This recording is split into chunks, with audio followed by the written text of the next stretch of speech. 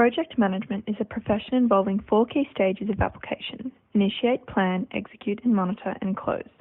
While any project has the common objective of ensuring the final deliverable is constrained to a finite timescale, budget, and consumer satisfaction, variation in management differs between industries, particularly in the form of practice and nomenclature. Some common practices that help project success rates and stakeholder satisfaction are shown.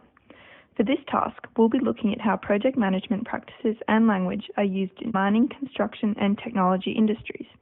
We'll also look at how project management might be different in small or medium-sized enterprises versus larger ones.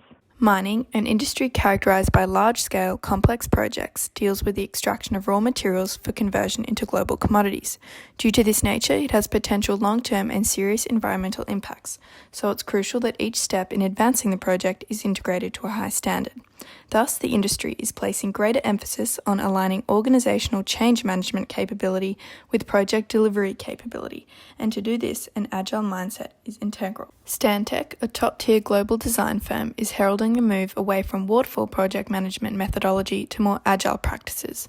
It helps mining sites to make use of emerging technologies and critical path strategies so as to reduce the amount of rework and duplication, in turn optimizing safety and costs.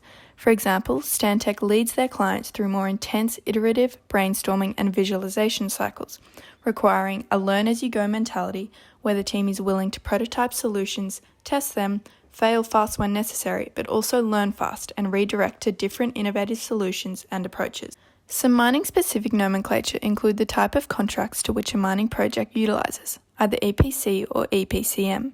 An EPC contractor develops the project from commencement to final completion, whereas the latter involves contractors like KPMG designing and managing the project, while the owners choose other in-house contracting teams to carry out elements like the building or extraction work.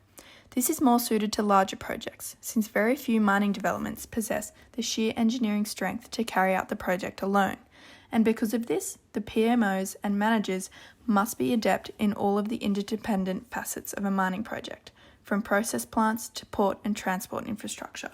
Like mining, the construction industry is concerned with the demolition, renovation, maintenance, and repair of structures and buildings, and so places extreme detail on maintaining work safety and a highly standardized code of practice model. For project management, the lean construction management approach is employed for the initial phase. This is where the concept of value stream optimization encourages projects to look beyond the local and individual efforts and study the overall outcome to determine where value is added or waste is included in each step, considering the value proposition. From here, waterfall methods ensue, constituting comprehensive planning and scheduling where all deadlines and milestones are set. The organisation is systematic, emphasising sequential continuity within the project and eliminating the need for amendments. Finally, the critical path method is established, an algorithm for scheduling all project activities, accounting for resources, constraint issues, or tight deadlines. The language specific to the construction industry follows a specific jargon established by NATSPEC, Australia's national building specification utilised by all forms of government and companies. It provides a template of the technical requirements for the majority of projects to follow, allowing ease of collaboration and communication. Different again, the technology industry predominantly employs agile methodology as its explicit project approach, with techniques like Kanban, extreme programming, adaptive project framework, and Scrum being the most prevalent. Scrum in particular is central to IT development, relying on self-organizing and cross-functional teams that cycle through iterations of planning, executing, and evaluating to ensure the final deliverable suits consumers' needs. For this, specific nomenclature such as Scrum Master, Product Owner, Sprint, and Retrospective are fundamental to the process and wouldn't necessarily be as prevalent in other industries. For example, the Scrum Master differs from a traditional project manager in that the role doesn't provide daily direction to the team and doesn't assign tasks to individuals. Rather, they are perfectly integrated practitioners, focused on establishing an environment that supports high-level thinking and performance. So far, we've seen that project management practices and language differ at the industry level. However, they also differ in terms of organisational size.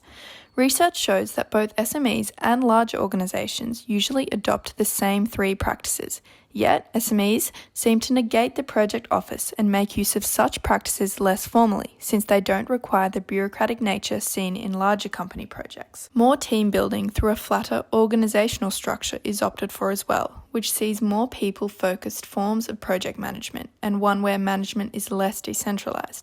Therefore, it appears to be a case of facilitating teams of generalists with a shared tasks approach versus smaller teams of specialists working towards a more unique solution.